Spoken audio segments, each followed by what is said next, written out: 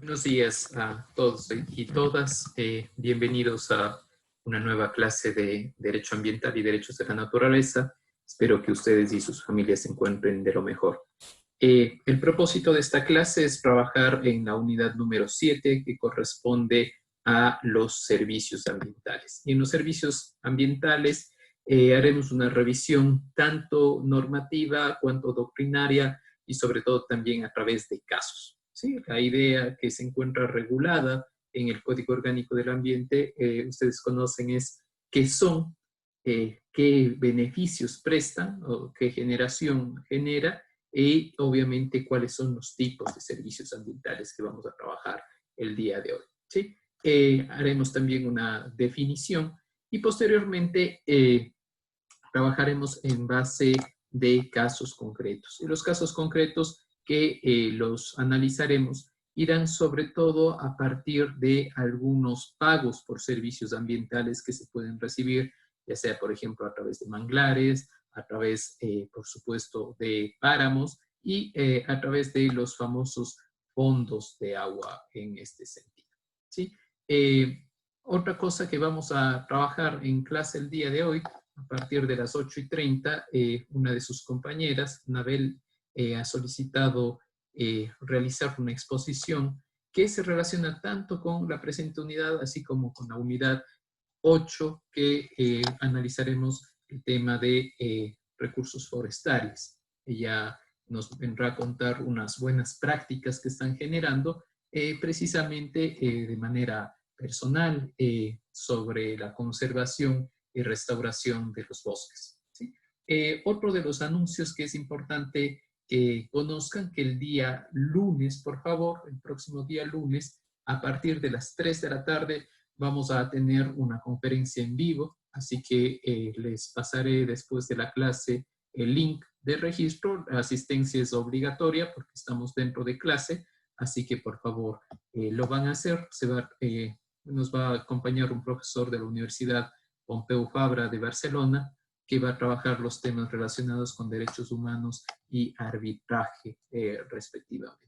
Sí, y en el futuro tendremos otras conferencias también que están ya previamente planificadas, las iré contando. La una es precisamente de I más D más I para inversión, para investigaciones, y la otra va a ser sobre la jurisprudencia de la Corte Interamericana de Derechos Humanos sobre derechos colectivos, que creo que es muy interesante, sobre todo dentro de la perspectiva que tenemos nosotros de los aspectos de protección del ambiente derivados. ¿Sí?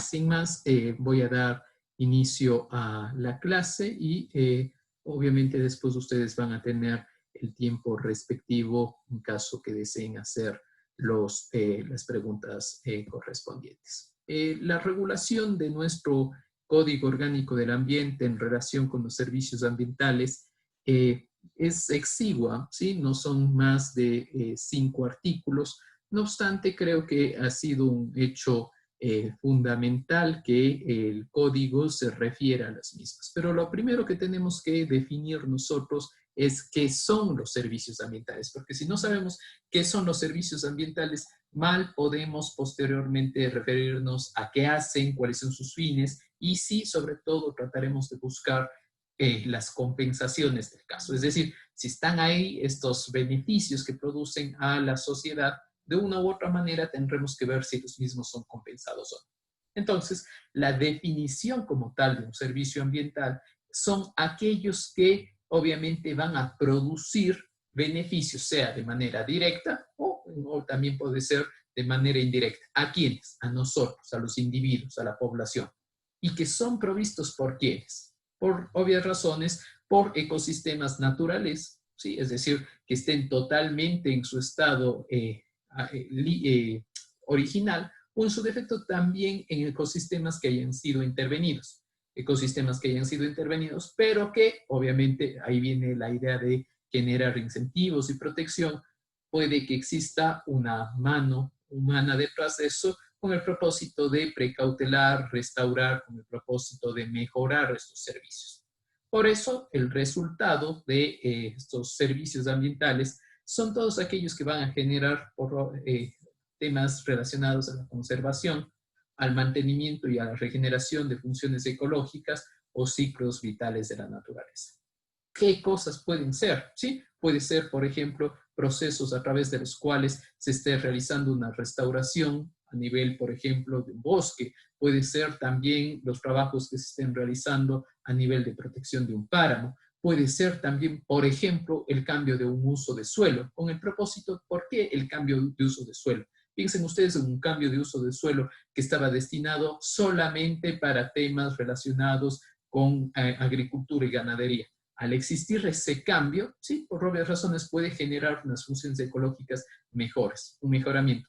Piénsese si se está teniendo, por ejemplo, a las orillas de un lecho de río, se está realizando labores de agricultura o de ganadería respectivamente, se van a generar sobre todo, obviamente, también unos residuos y desechos que van a llegar ¿de qué forma? Pueden llegar, obviamente, a través de materia orgánica, piensen ustedes en el caso de la ganadería, ¿sí? O también a través de recursos orgánicos, en el caso de la agricultura, en tanto en cuanto se utiliza abonos, pero también puede suceder situaciones anómalas que podrían causar efectos negativos, por ejemplo, como la utilización de fertilizantes.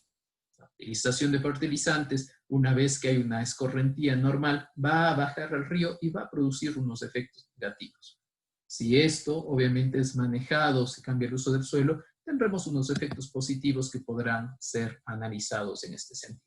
Entonces, nuestro código hace referencia a estos servicios ambientales con el propósito de conservar, proteger, mantener y manejar de manera sostenible y sobre todo también intenta restaurar aquellos ecosistemas que se han visto obviamente dañados en este sentido. Ahora, si nosotros hablamos sobre los tipos o la generación, las características que van a tener estos servicios ambientales, nosotros vamos sobre todo a referirnos a qué? A unos tipos de servicios ambientales que el código es muy exiguo y solamente hace un listado rápido de 4 y le deja abierto en el 5º a la Autoridad Ambiental Nacional. Nota mental, los servicios ambientales previamente ya estaban regulados no a nivel de una ley, pero sí a nivel del texto unificado de legislación ambiental. Eso es importante que ustedes lo tengan presente, porque no es que se trate de una creación totalmente novedosa, etc. ¿Sí? Los servicios ambientales previamente en nuestra legislación estaban concebidos como todo aquel beneficio que se obtenía en favor de los habitantes, de los individuos, que de manera directa o indirecta, obviamente se influían en las funciones de la biodiversidad, ya sea a través de especies, ecosistemas, ¿sí? Y sobre todo con temas de ecosistemas nativos, temas de carácter forestal o agroforestal, respectivamente. La idea de un servicio ambiental al final del día, esto lo dice la abogada Inés Manzano, quien es una especialista en derecho ambiental a nivel nacional y que ha estado muy relacionado con algunas fundaciones e incluso con algunos organismos de la sociedad civil en este sentido. Sí, ella dice que los servicios ambientales siempre se van a caracterizar porque no se gastan ni se transforman en el proceso, durante su proceso, y sobre todo van a generar siempre una utilidad a favor de los individuos. Utilidad que se genera a los individuos, en este caso porque terminamos siendo una especie, si ustedes quieren, de consumidores de tales servicios ambientales. En consecuencia, van a ir desde el punto de vista, por ejemplo, paisajístico, de temas de biodiversidad, protección de cuencas hídricas, también situaciones que veíamos, por ejemplo, en la segunda unidad sobre derecho internacional ambiental y hablábamos del protocolo de Kioto, las capturas o secuestro de carbono respectivamente. Sin embargo, nuestra legislación previa siempre se hablaba de un carácter taxativo de cuáles eran esos servicios, tanto a nivel de páramos, sobre todo para protección de fuentes de agua y de riego. Eso se ha visto de manera clara y esto vamos a trabajar a partir de la próxima semana, a partir del próximo día viernes, en el que ustedes participarán obviamente con unas pequeñas exposiciones en este sentido con algunas instituciones que han sido relevantes, ¿sí? Por ejemplo, en el caso de los páramos de Quito y sobre todo de la protección de las fuentes de agua de Quito, está el caso del FONAC, y en el caso de la cuenca del río Paute, es decir, en la zona de influencia de la ciudad de Cuenca, por supuesto de Azogues, de Gualaceo, Paute respectivamente, está el FONAP. ¿Cuál es la característica de estos dos? Son fondos de agua, ¿sí? Y al ser fondos de agua, ustedes ya van a, una vez que lo investiguen, van a ver un poco más, pero tienen una característica bastante particular, que son fideicomisos. Y al ser fideicomisos, se establece, es decir, a través de un contrato de fideicomiso, a través del cual se permite, obviamente, la inversión de los recursos, pero que van a tener una gestión particular. Ustedes saben cómo se gestiona un fideicomiso a través de la constitución de un patrimonio autónomo. Ese patrimonio autónomo va a tener la característica especial y muy particular que solamente puede ser destinado a los fines para los cuales se constituyó. Es decir, en este caso, si bien es cierto, existe un aporte, lo interesante detrás de esto es que al final del día siempre va a cumplirse los fines para cual fue creado. Que yo creo, sinceramente, que es un tema interesante.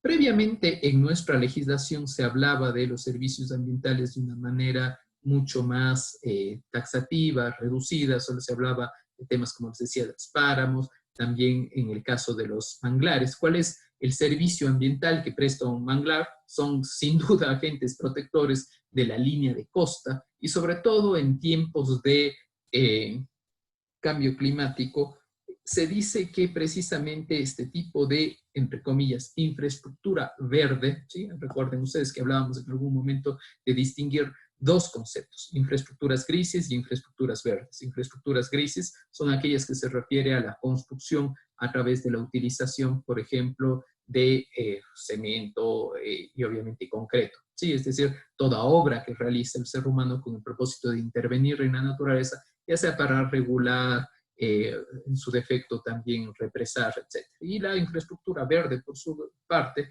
sí, es usar a la propia naturaleza en tanto en cuanto ésta pueda prestar servicios verdes. ¿Sí? En ese sentido, un ejemplo de infraestructura verde es, por ejemplo, lo que sucede con las llanuras de inundación.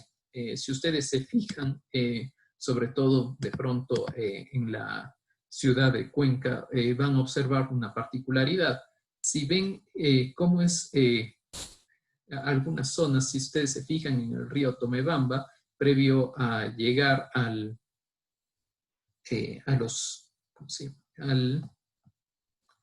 puente roto, van a observar que el río tiende al final a encajonarse, es decir, hay unos muros de protección bastante altos, incluso realizados en cemento. Pero la parte alta tiene unas pequeñas orillas a través de las cuales se tiende a inundar. Por su parte, si se van al río Yanuncay, ¿sí? En el río Yanuncay van a observar dos situaciones, tanto este encajonamiento que se da, ¿sí?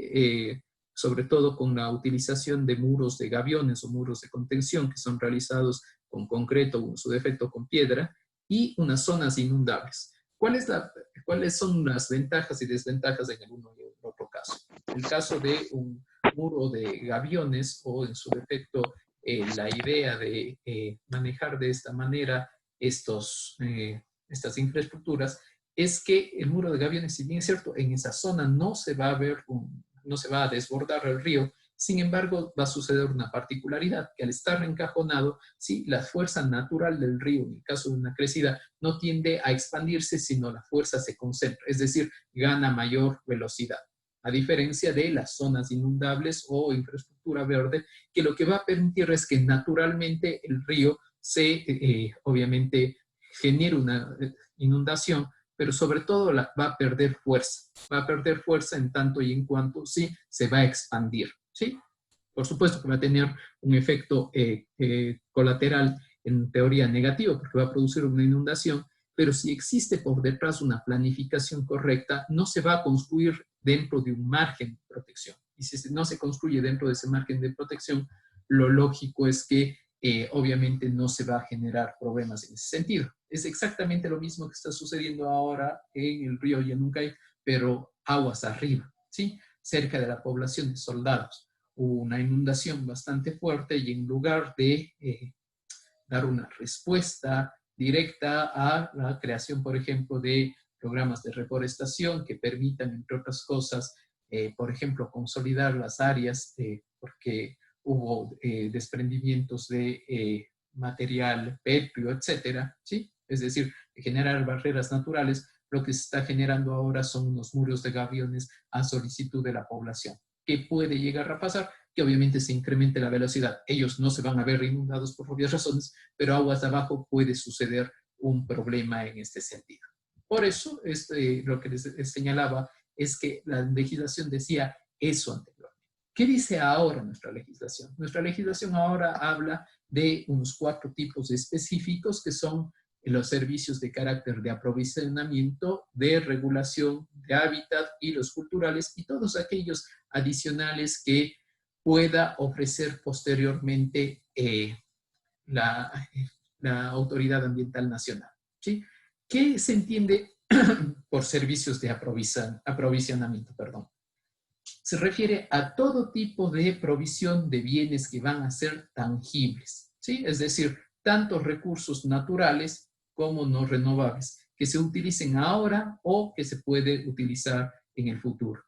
Sobre todo vamos a encontrar temas muy claros, ¿sí? Por ejemplo, el agua, ¿sí? Aquí se encontraría el agua, la generación de alimentos, por ejemplo, la generación de madera, es decir, tener una posibilidad de aprovisionarnos para el futuro, ¿sí? O también, por ejemplo, material petro podría ser. Pero también van a existir, como ya les había señalado, los de regulación. Y los de regulación, lo que van a buscar, sí, en este caso, van a derivarse de ¿qué? De todos aquellos procesos que van a tener que ver con el carácter ecosistémico. Es decir, sin que la mano del hombre esté por detrás y que resulten necesarios y fundamentales para el mantenimiento de los ciclos vitales.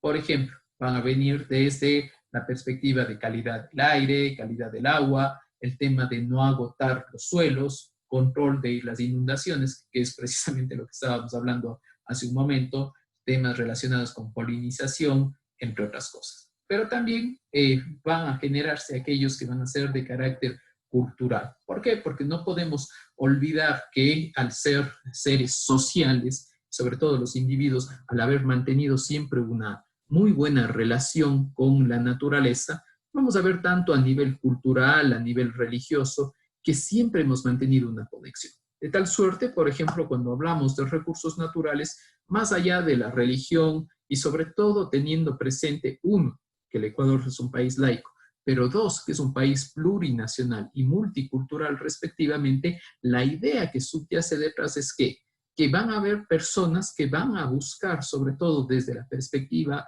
espiritual, desde ese punto de reflexión, desde el punto de carácter estético, unos servicios al respecto. Véase, por ejemplo, lo que va a suceder en relación con una laguna a la cual se le presta, por ejemplo, un culto de la existencia, pues, no sé, de una cascada, entre otras cosas. Pero también vamos a encontrar, por último, las situaciones derivadas de los servicios que se llaman de soporte. ¿Por qué de soporte?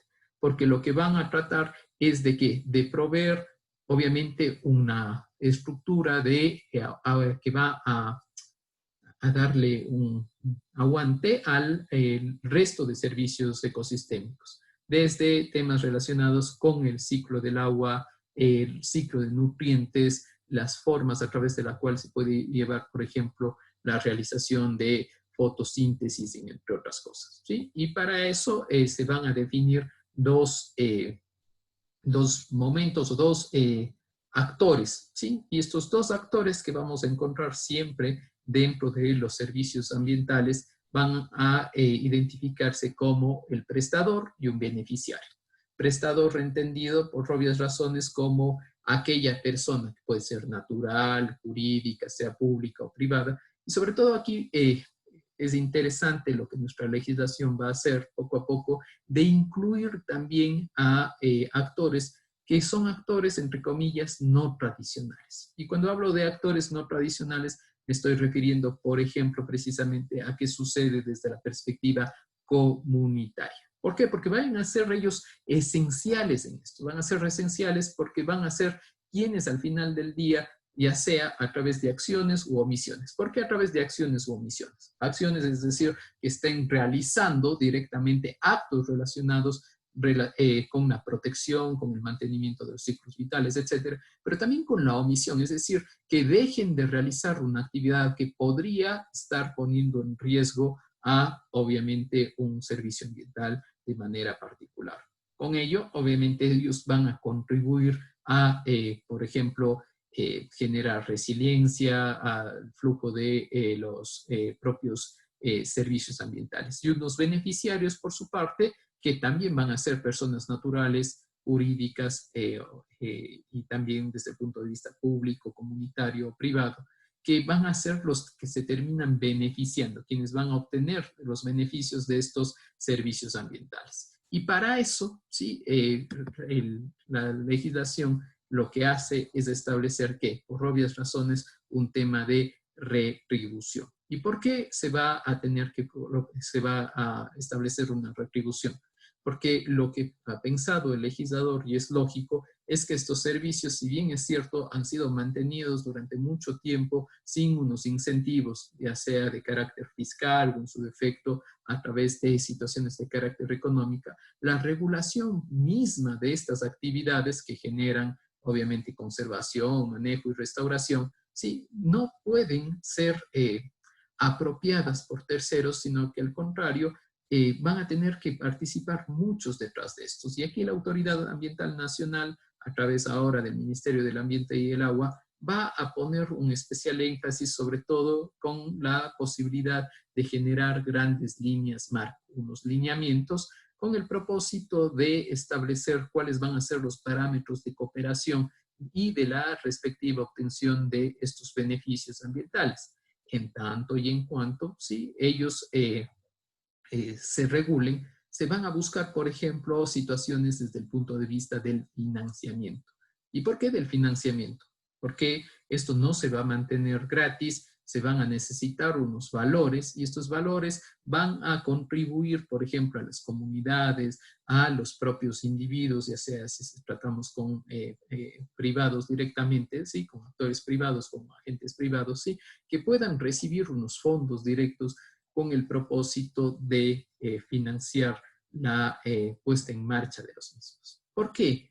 Porque lo que vamos a encontrar detrás de esto es que a nivel internacional, por ejemplo, hay un fondo de agua, y les ruego por favor que anoten porque ustedes van a trabajar en eso a partir de del próximo día viernes, la próxima semana. En el caso de FONAGUA, por ejemplo, de manera específica en el caso de México, ¿sí? FONAGUA lo que hace al final del día es, por ejemplo, financiar y garantizar a través de CONAGUA, que es la Comisión Nacional del Agua, sí, por ejemplo, proyectos desde la perspectiva del agro, ¿sí? De poner en énfasis eso. Sin embargo, a nivel nacional, ya les había señalado, por ejemplo, el caso del FONAC, que está en la ciudad de Quito, en el Distrito Metropolitano de Quito, que tiene por objeto conservar y recuperar las fuentes de agua para el Distrito Metropolitano, mientras que FONAPA fue creado con el propósito de conservar la cuenca del río Paute. ¿Por qué es interesante la consecución de los fondos? Aquí ya vamos a ver desde la perspectiva de los beneficiarios.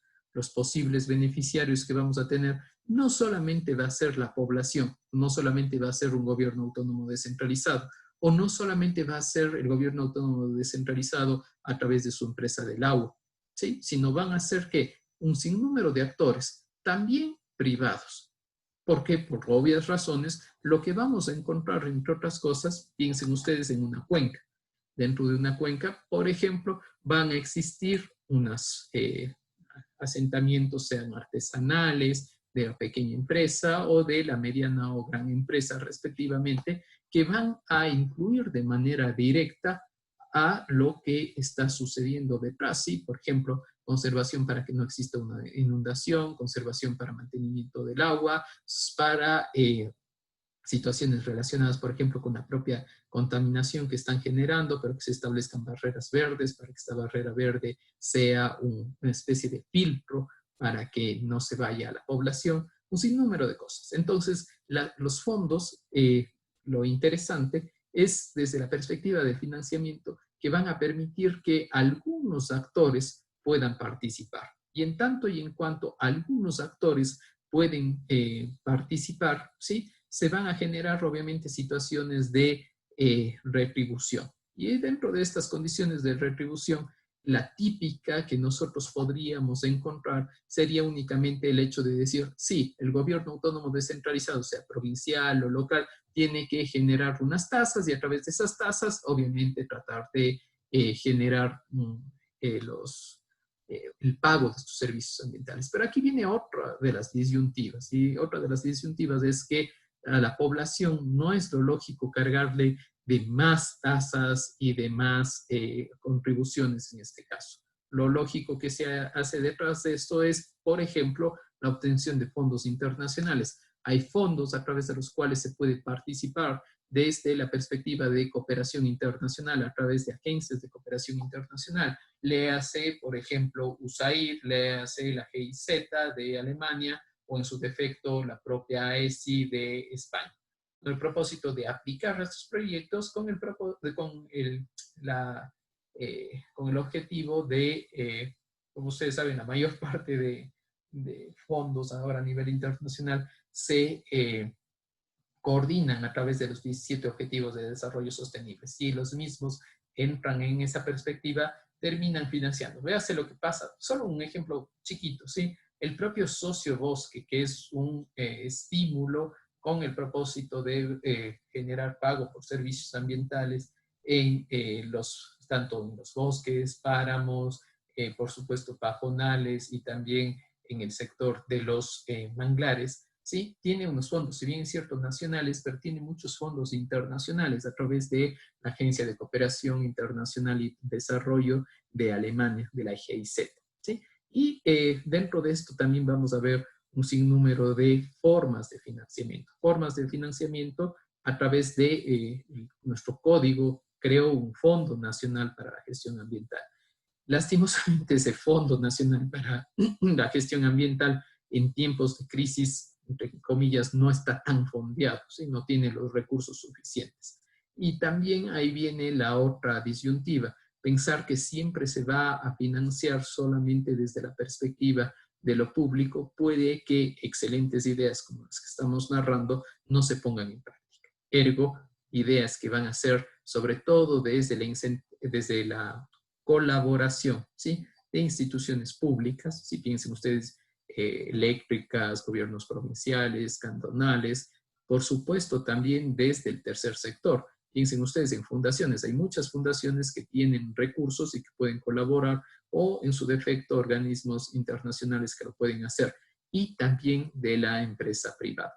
Ustedes van a decir, es que la empresa privada no va a querer colaborar. No, no, la empresa privada sí va a querer colaborar por dos simples razones. La primera, vinculada a un concepto de responsabilidad social empresarial que la mayor parte de empresas a nivel mundial lo están haciendo y en el caso ecuatoriano lo están incorporando ya. Y en segundo lugar, porque realmente le presta servicios.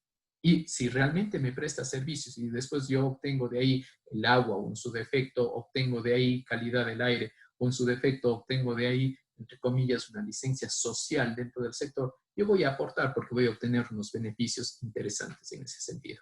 No les quiero contar los fondos como tales, eso lo vamos a ver la próxima semana a través de ustedes, porque van a encontrar y se les va a llamar la atención en algunos fondos. Les recuerdo, por favor, hay un fondo solamente para hacer referencia en Quito, que es el FONAC, en Cuenca, que es el FONAPA, ¿sí? Pero también van a ver unos fondos, por ejemplo, los fondos para el río Guayas, ¿sí? Que también sería interesante que lo investiguen, y también fondos en el Tungurahua y en Imbabur, respectivamente, y hay también unas iniciativas en Esmeraldas, ¿sí? Donde, por ejemplo, a través de la iniciativa privada, por ejemplo, en el caso de Guayaquil y del río Guayas y el río Daule, respectivamente, van a tener una presencia importante.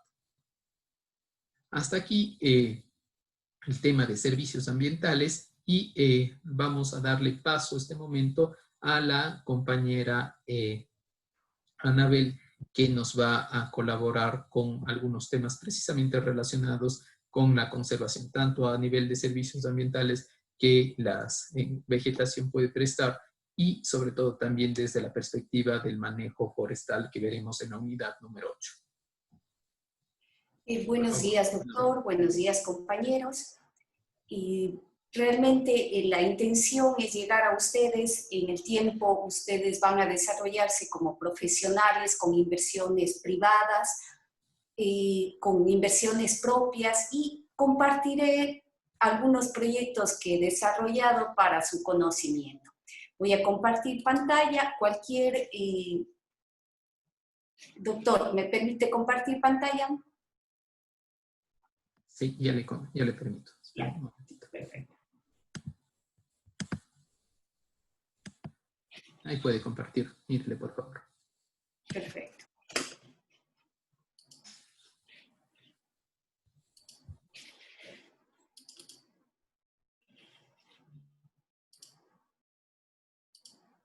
Perfecto. Y hoy les voy a llevar por un mini paseo por el país, indicando los sectores por donde vamos a pasar. Nosotros desde la ciudad de Cuenca, que estamos más o menos por aquí, nos dirigiremos hacia el sector de Olón, que está en la península de Santa Elena, en esta área. Aquí es uno de los proyectos que hemos desarrollado, es el más antiguo que he desarrollado. Y también nos dirigiremos hacia Colimes, que es al norte de Guayaquil, a unas 2 horas de Guayaquil, en un bosque seco. Y nos iremos hacia el sur del país, hacia la zona de La Paz, La Jarata, no sé si conocen, Villalobos. Comenzaremos en este momento por la zona de Olón. Permítanme un segundito.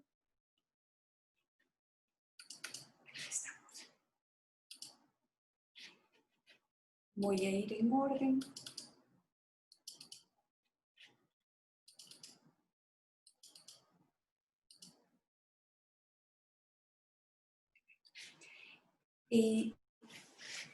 Esta es la propiedad que adquirimos hace 20 años con mi esposo y está ubicado a 300 metros en línea directa del mar. Cuando la adquirimos estaba desprovista de todo tipo de vegetación, como se puede apreciar. Son aproximadamente unas 3 hectáreas. El sector en general ha sido totalmente, desde siempre, deforestado, han cortado todo lo que han encontrado en el camino. Esta es una foto, como les digo, de hace algunos años.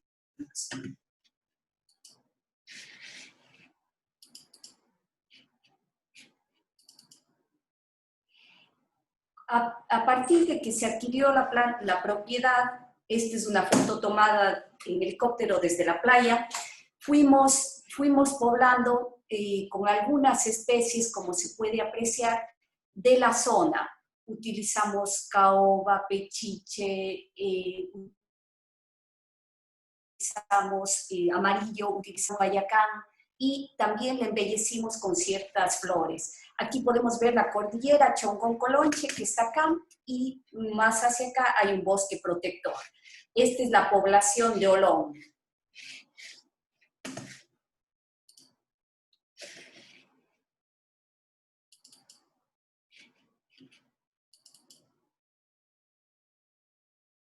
Estamos en esta foto ubicados sobre la loma que está siendo reforestada, y acá se puede apreciar el mar, es la cercanía que tenemos con la playa.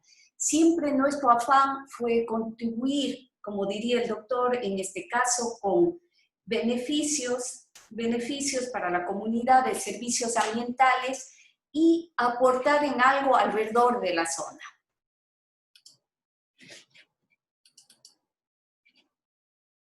En este momento la propiedad se encuentra casi en su totalidad reforestada.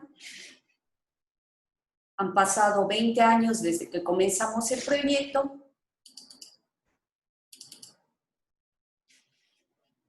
Perdón, creo que están siendo muy cortas las imágenes.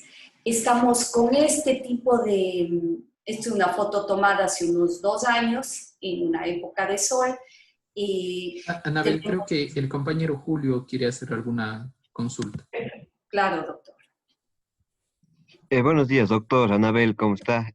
Solo para hacerle una preguntita chiquita nomás y también para una cuestión con el doctor. Primero, mi pregunta es, Anabel, en el momento que usted se decidió por este proyecto, ¿cuál fue su motivación más grande? Porque realmente veo que su trabajo ha sido arduo a través de todo este tiempo. Y bueno, quizás me puedas responder ahora o al final de la presentación. Y doctor, también aprovechando, el compañero Andrés Chicaiza pidió que para fines de registro se le notifique que se le ha ido la luz y por tanto no se va a poder conectar. Gracias, Julio. Gracias, Julio. Doctor, como usted guste, si desea contesto ahora o al final. Yo creo que lo puede ir haciendo ya este momento, mejor. Perfecto. Estimado Julio, cuando nosotros adquirimos la propiedad, nos motivó la belleza escénica de Olón. Cuidar de este Olón por el tiempo, por los años, ¿no? Básicamente esa fue nuestra principal motivación.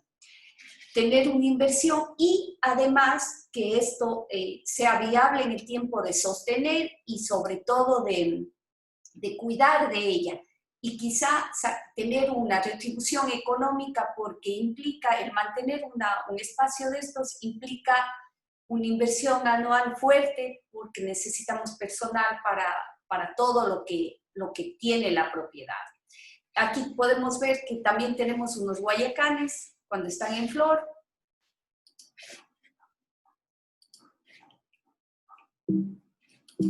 Permítame un segundito que aquí estoy.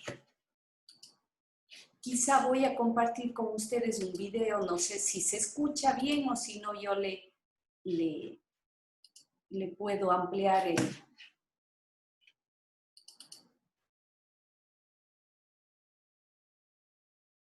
No soy experta en la tecnología, me van a disculpar, pero échalo.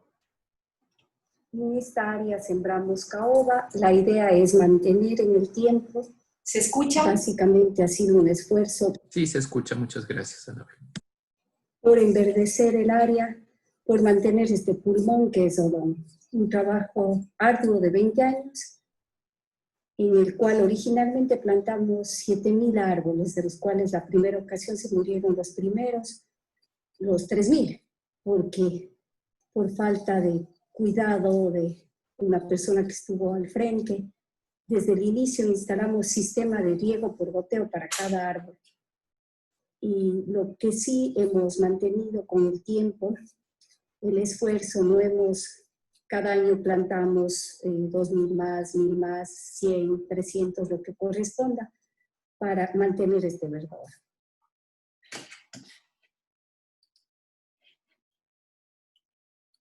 Quizá ustedes ubican esta zona que es el santuario, perdón, aquí estamos, el santuario en esta montañita, el santuario y Olón.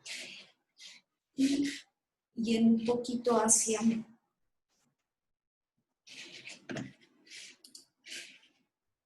Permítanme un segundito que se me... Aquí estamos. Perfecto. En este punto me gustaría indicarles cuál fue el planteamiento, igual cómo fuimos creando esto. En un momento me dirigí a un arquitecto urbanista para planificar cómo se distribuirían ciertas construcciones en el área. Esto es lo que me planteé originalmente y luego les voy a mostrar lo que decidimos hacer.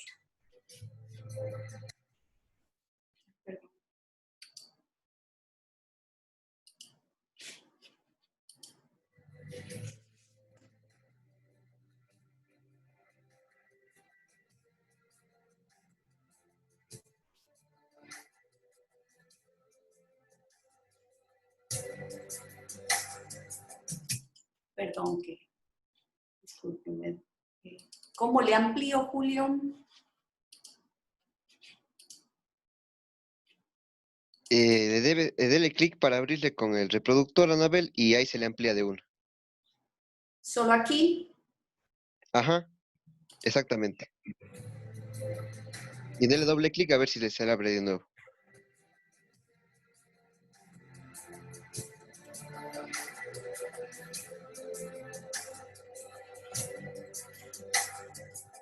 Lo siento, está.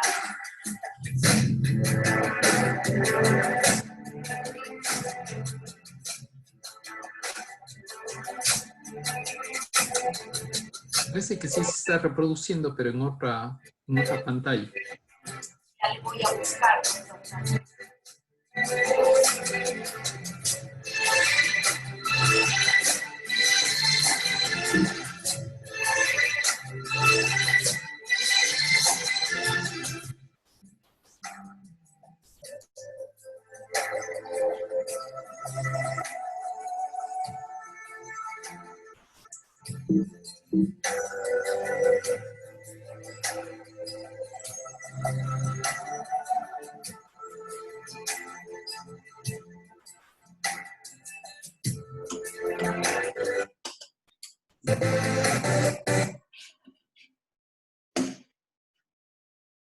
Lo siento, ahí algo me pasó que no pude.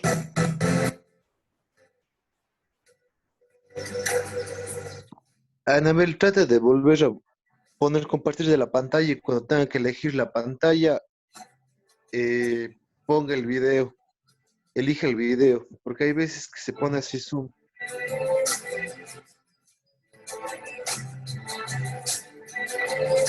Perdonen, creo que es lo justo seguir y más bien compartir lo que viene ahora. Básicamente, después de... No sé, ahí está. Este es el paso siguiente. Una vez que logramos reforestar toda esta área, logramos que el municipio de Santa Elena entienda que queríamos mantener el 70% de verdor y el 30% destinado quizá en un futuro para ciertas construcciones. Esto nos tomó mucho tiempo, le diría, con respecto al caso, concejales que querían que a cada uno de ellos se les pague una cantidad por aprobar el proyecto, lo cual le diría, doctor, yo estuve, y compañeros, al frente unos 3 años de irme periódicamente a este municipio a solicitar que nos aprueben este tema y básicamente conseguí que ellos no cobren una cantidad, pedían $300 por cada concejal, unos 18 concejales para aprobar el proyecto y les manifesté que no, que realmente si me demoraría 3 o 6 años logrando la aprobación, lo haría. Este es el proyecto de Olón que está en marcha. Como digo, puede ser que se construya en el tiempo o no, pero lo que se va siempre a respetar es este 70% que logramos de área forestal, de área reforestada, perdón.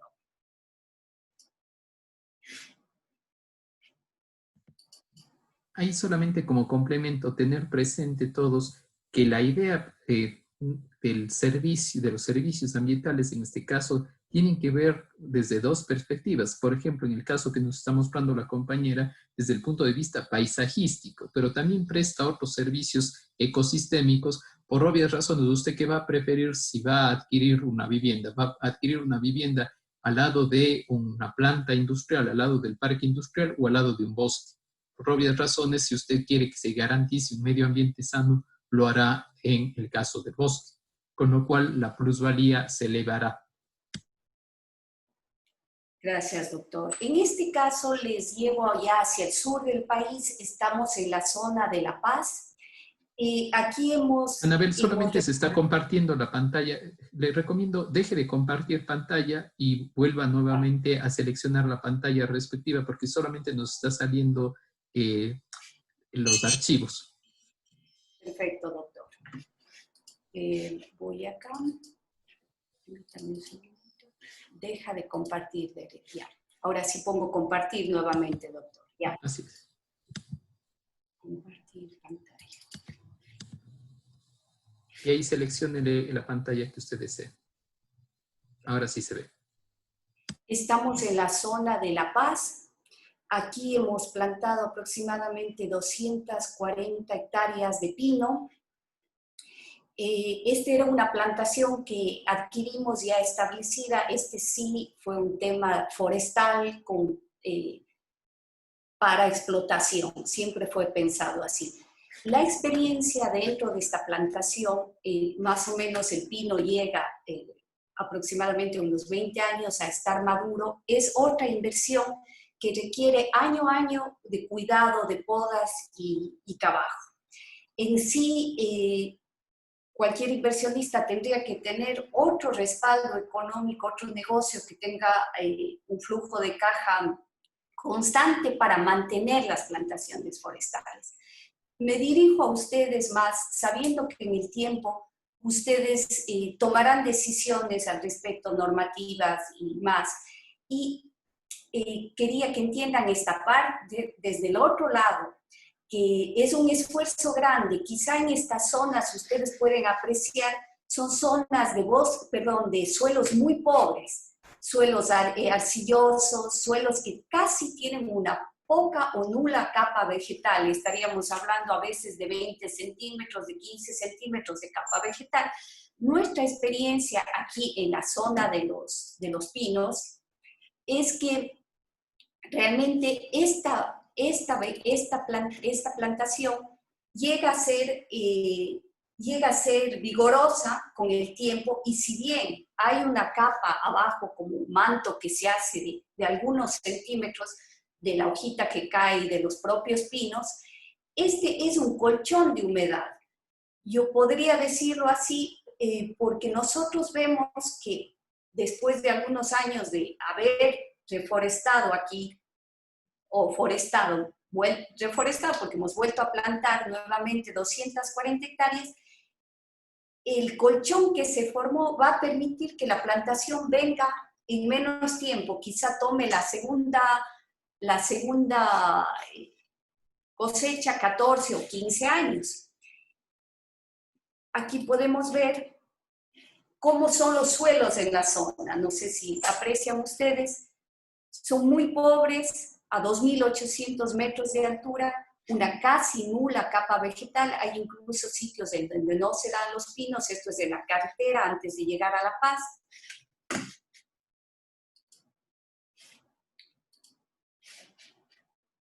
Y esto ha generado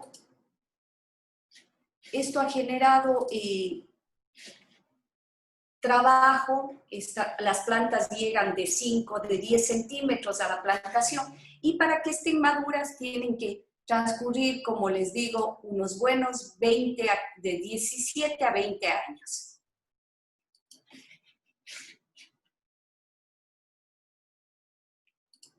¿Cuál es uno de los problemas que se da con mucha regularidad? Son los incendios en esta zona. Hay gente que sale de romería desde Cuenca, va hacia la Virgen del Cisne, va a pie, se queda por aquí, hace su fogatita, no apaga y se incendia. Esta es la plantación en sí que se puede apreciar. Yo considero que hemos contribuido con el área. ¿Por qué? Porque eran suelos que no estaban siendo utilizados por su escasa capa vegetal, y a su vez acá abajo estaría el río Rincay y más abajo la cuenca del río de Jugones. Nosotros contribuimos porque hay una gran humedad que se absorbe y se llega hasta la zona baja. Esto con el caso de los pinos. Y mi último recorrido, doctor, si tengo me permite unos 4 minutos más. Estamos ya terminando casi la hora de clase. Se le puede hacer rápido tal vez para que puedan los compañeros hacer alguna pregunta. Perfecto. En este caso les estoy llevando hacia la zona de Colimes, donde manteníamos la plantación de teca, una plantación de 250 hectáreas de teca. Este es el verdor que se produce. La teca fue introducida yo creo que desde la India hacia el Ecuador en los años 60, 50, si no estoy mal, y es un árbol que relativamente es delgado. Esta es una madera para uso tropical, para uso de exteriores, perdón.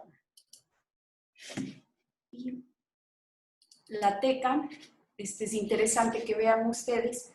Aquí está uno de los compradores, un señor de la India con su socio. La teca de folia y se queda como estos palos que uno dice no doy centavo por esto y realmente siempre es delgada. Este es el suelo en la zona, el 70%, perdón, el 50% del año se mantiene así en la zona de Colindres.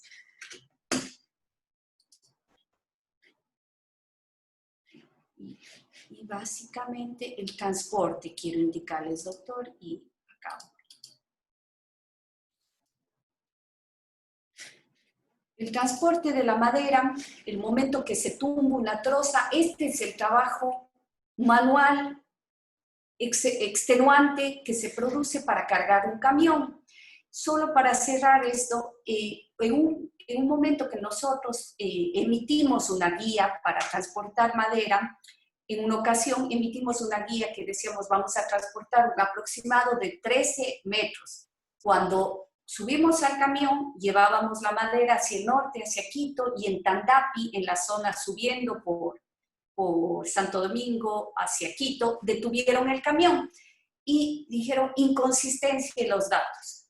Realmente se pusieron a medir la madera y decían aquí se están transportando 12 metros con 90 y usted ha puesto que va a transportar 13 metros. Se detiene el camión, se baja toda la madera por parte del Servicio Forestal.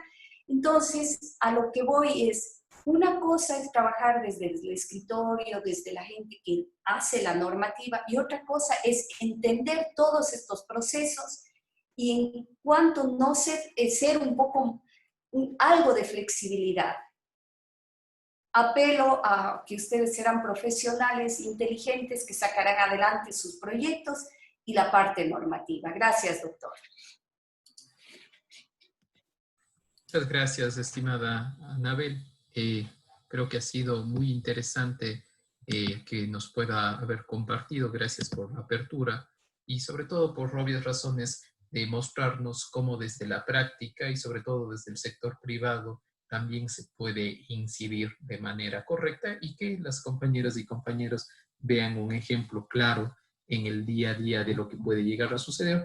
Por supuesto, con sus bemoles, ¿no? Nos ha comentado algunos temas que creo que son necesarios reflexionarlos desde la perspectiva de que se está haciendo bien las cosas y aún así la corrupción quiere seguir incidiendo desde la perspectiva a nivel de los concejales, municipios y también, por supuesto, desde la perspectiva de control.